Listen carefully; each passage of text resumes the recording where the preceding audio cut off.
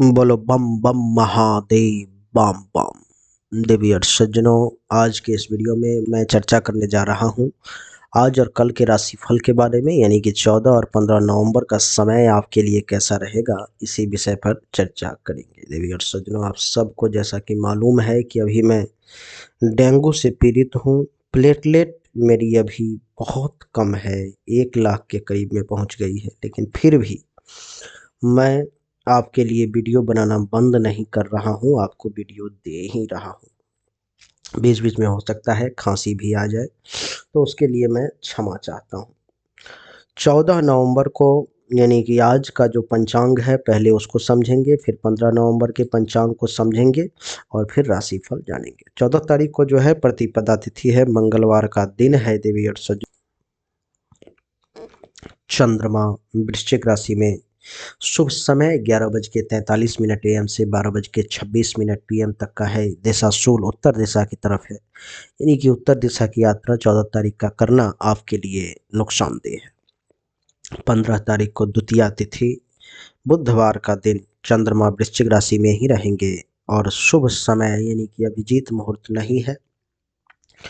दिशाशूल उत्तर दिशा की तरफ है, यानी कि उत्तर दिशा की यात्रा करना आपके लिए इस समय में ठीक नहीं रहेगा। आप उस दिशा में, दिशा शूल है, शूल का अर्थ होता है कि कष्ट देने वाला, पीड़ा देने वाला।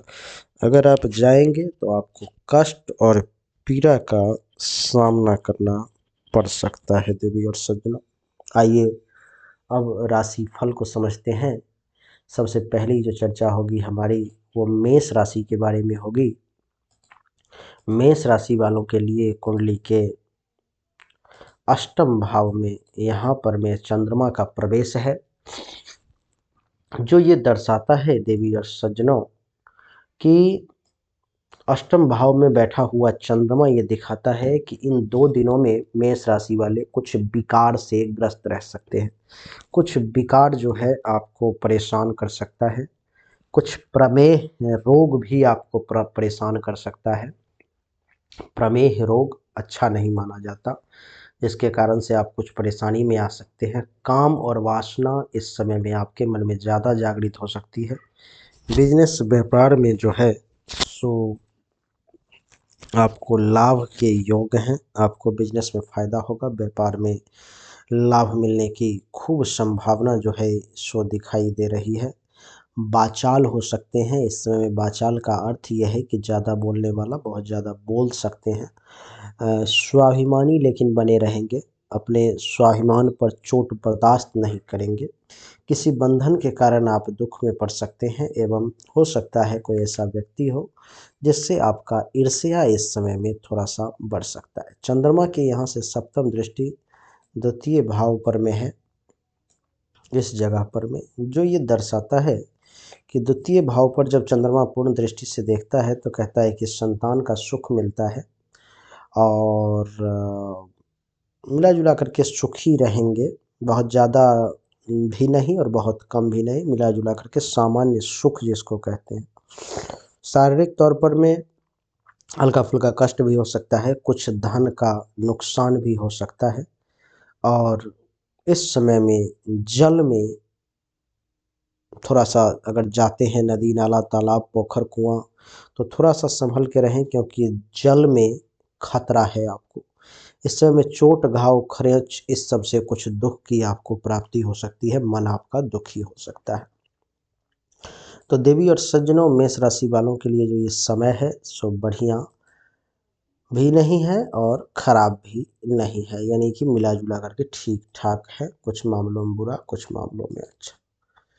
मेष के बाद वृषभ की बात करेंगे। वृषभ राशि वालों के लिए कुंडली के सप्तम भाव में चंद्रमा का प्रवेश जो ये दर्शाता है कि आप इस समय में सभ्य बने रहेंगे, यानी कि सभ्य रहेंगे। आप किसी प्रकार की कोई बदमाशी नहीं कर सकते, आपको सभ्य के तौर पे समाज में जाना जाएगा। धैर्यवान बने रहेंगे, अपने धैर्य का परिचय देंगे। अपने जो है सो धैर्य के बदौलत आप कुछ भी जो है सो हासिल कर सकते हैं, क्योंकि आप जानते हैं कि धैर्य जो है सो बहुत बड़ा गुण होता है। धैर्यवान आप बने रहेंगे। जो नेता वर्ग के लोग हैं उनकी और अच्छी पकड़ होगी। जो बनना चाहते हैं वो भी इस समय में, इन 2 दिनों में थोड़ा-सा डेवलप कर सकते हैं। आपके विचार इस समय बहुत अच्छे होंगे, आपको विचारक के तौर पे जाना जा सकता है। अपने जगह को छोड़ कर के कहीं दूसरे जगह जा सकते हैं, प्रवासी बन सकते हैं आप, और जल यात्रा करने में आपको मज़ा आएगा। जल यात्रा करने की सोच सकते हैं, कुछ थोड़ा-सा अभिमानी भी बन सकते हैं, अहंकारी।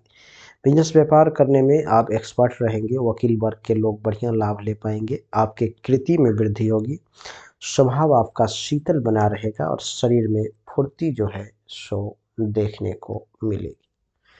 देवी और सज्जनों, इतना ही नहीं, यहाँ से सप्तम दृष्टि प्रथम भाव पर में है चंद्रमा की। वो दर्शाता है कि इस समय में आपका बिजनेस व्यवसाय जो है सो बढ़िया चलेगा। आपको भाग्यवान माना जा रहा है वृषभ राशि वाले। इन 2 दिनों में आप काफ़ी शौकीन किस्म के इस समय में हो सकते हैं। थोड़ी सी कंजूस भी हो सकते हैं और अपने से अपोजिट जेंडर से थोड़ा-सा खिंचाव आपका ज़्यादा हो सकता है।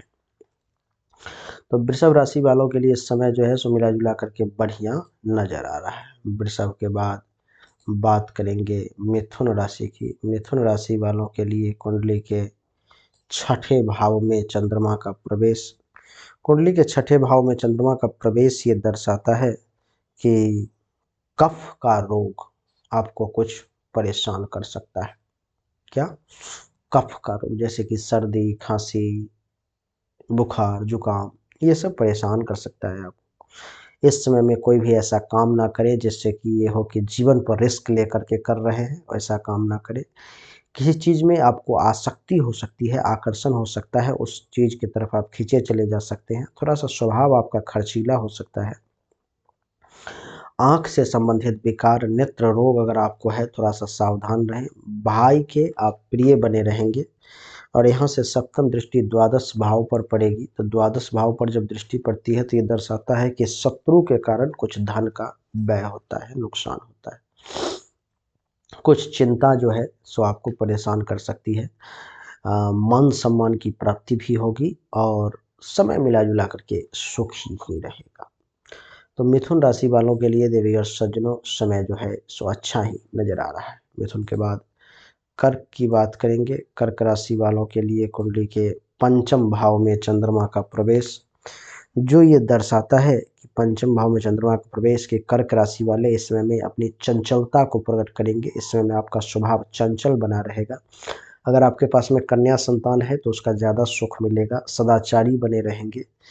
कुछ जुआ, सट्टा, लॉटरी, इन सब में आप अगर पैसा लगा सकते हैं, नहीं लगाना चाहिए, लेकिन लगाने पर में कुछ लाभ भी मिल सकता है आपको। क्षमाशील स्वभाव आपका बना रहेगा। यहाँ से सप्तम दृष्टि एकादश भाव पे पड़ेगी, जो ये दर्शाता है कि आपको अधिक लाभ की प्राप्ति होगी। कुशल व्यवसाय जो है सो आप बने रहेंगे, कुशल व्यवसायी। कन्या संतान से आपको ज़्यादा सुख मिलेगा। दोस्तों से प्रेम की प्राप्ति होगी। समय जो है सो मिला-जुला करके कर्क राशि वाले बढ़िया ही बना रहेगा। कर्क के बाद बात करेंगे सिंह राशि की। सिंह राशि वालों के लिए कुंडली के चौथे भाव में चंद्रमा का प्रवेश है, जो ये दर्शाता है कि दान पुण्य करने का अवसर आपको प्राप्त होगा। आप दानी बने रहेंगे इस समय में। मान सम्मान की भी खूब प्राप्ति होगी। सुखी बने रहेंगे। उदारता दिखाई दे रहा है। उदार बने रहेंगे। कोई कुछ मांगने के लिए आ जाए तो मना आसानी से नहीं कर पाएंगे।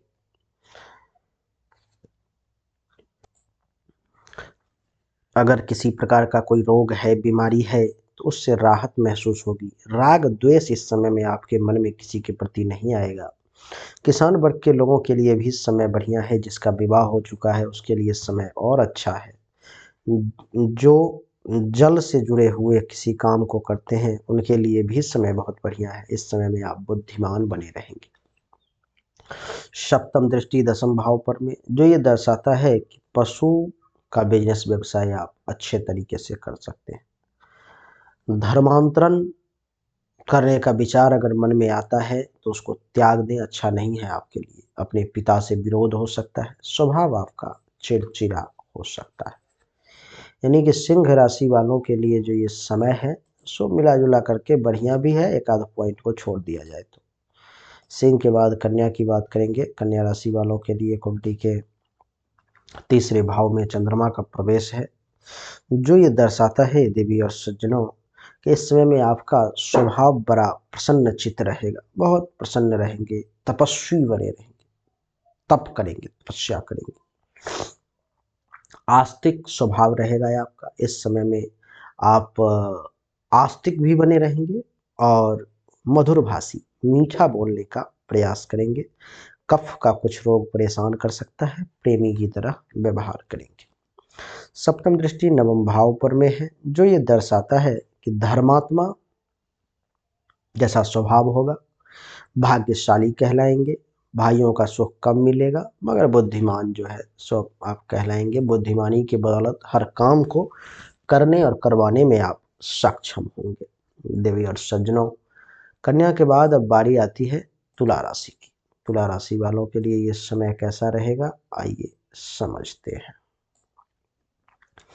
कुंडली के द्वितीय भाव में चंद्रमा का प्रवेश ये दर्शाता है कि सबसे पहले तुला राशि वाले इस समय में मधुरभाषी बने रहेंगे, मीठा बोलेंगे, चेहरा पर एक गजब का तेज होगा, सुंदरता देखने को मिलेगी, भोग विलास करने के अवसर प्राप्त होंगे, भोगी बने रहेंगे। परदेशवासी यानी कि यहाँ से घर छोड़ करके कहीं दूसरे जगह जाने की प्लानिंग कर सकते हैं, आपका मन हो सकता है। सहनशील यानी कि सहनशीलता जो है सो आपके अंदर में इस समय में ज़्यादा देखने को मिलेगी। कैसी भी परिस्थिति रहेगी तो सहनशीलता आपको देखने को मिलेगी, शांति प्रिय रहेंगे, भाग्यवान बने रहेंगे। और यहाँ से सप्तम दृष्टि अष्टम भाव पर में तो दर्शाता है कि कुछ पिता के धन का नुकसान भी आपके द्वारा हो सकता है, परिवार के लोगों से कुछ विरोध भी हो सकता है, आंख से संबंधित परेशानी भी कुछ आपको परेशान कर सकती है। तुला राशि वालों के लिए समय कैसा है आपने समझ लिया। अब समझिए वृश्चिक राशि वालों के लिए। वृश्चिक राशि वालों के लिए कुंडली के प्रथम भाव में चंद्रमा का प्रवेश ये दर्शाता है कि आप बलवान बने रहेंगे, आपके शरीर में बल की कमी महसूस नहीं होगी, खूब ताकतवर।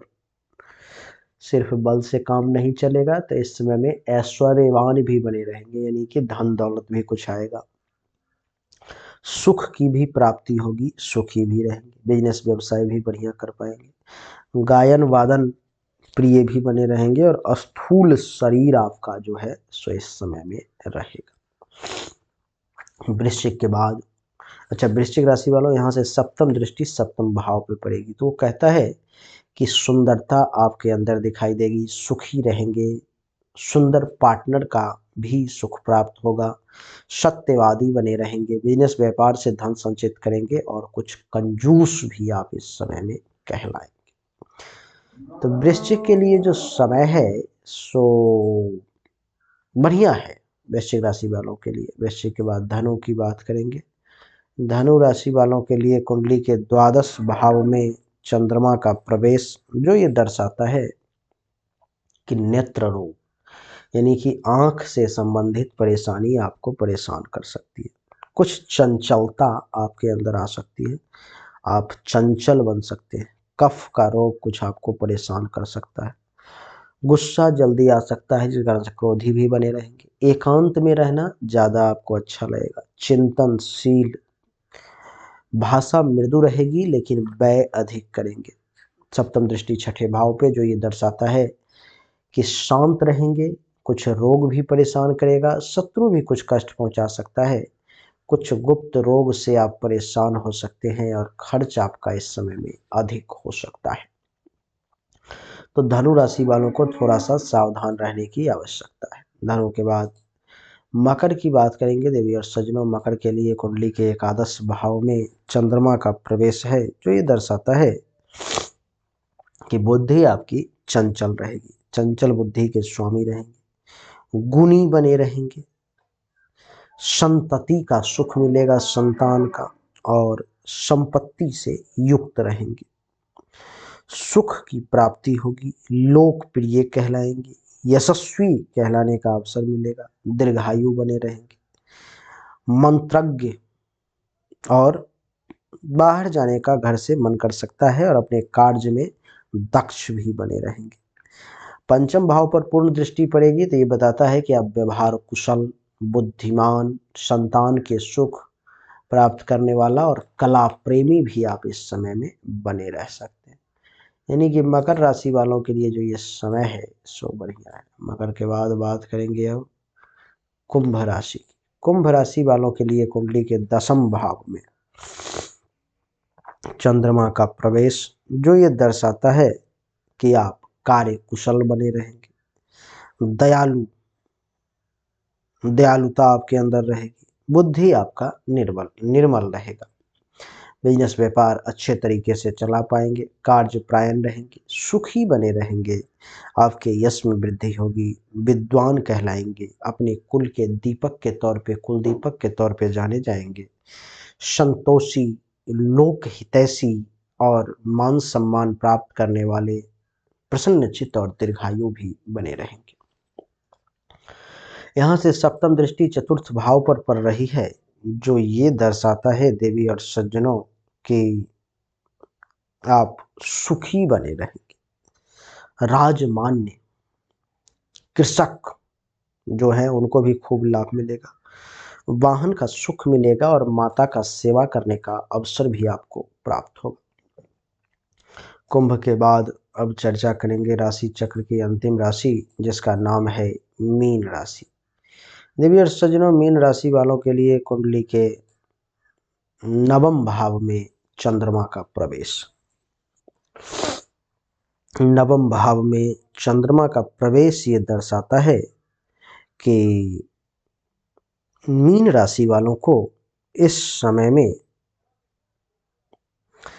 संतान और संपत्ति दोनों का सुख प्राप्त होगा, धर्म के आचरण पर में चलेंगे, धर्मात्मा कहलाएंगे, कार्यशील बने रहेंगे, प्रवास प्रिय, न्याय व्यवस्था से जुड़े रहेंगे, चंचल, विद्वान, विद्या प्रेमी, साहसी और भाइयों की सुख मिलने की संभावना। सप्तम दृष्टि तीसरे भाव पर में जो दर्शाता है कि धार्मिक, प्रवासी भाई बहनों का सुख प्राप्त करने वाला, पराक्रमी, सत्संगति प्रिय और मिलनसार ये बने रहेंगे आप। तो मीन राशि वालों के लिए भी समय जो है सो बहुत अच्छा है। तो देवी और सज्जनों, यही थी संक्षिप्त में हमारी वीडियो जिसमें हमने आपको बताने की कोशिश की कि 14 और 15 तारीख का समय कैसा रहेगा। उम्मीद करता हूं कि आप हमारे संक्षिप्त वीडियो को जरूर पसंद करेंगे। अच्छा लगा तो वीडियो को लाइक करें, शेयर करें, चैनल को सब्सक्राइब करके इसके बेल आइकन के बटन को दबा दें। एक बार फिर से आप सभी का बहुत बहुत धन्यवाद। Thank you so much. जय हिंद, वंदे मातरम बोलिए, राधे।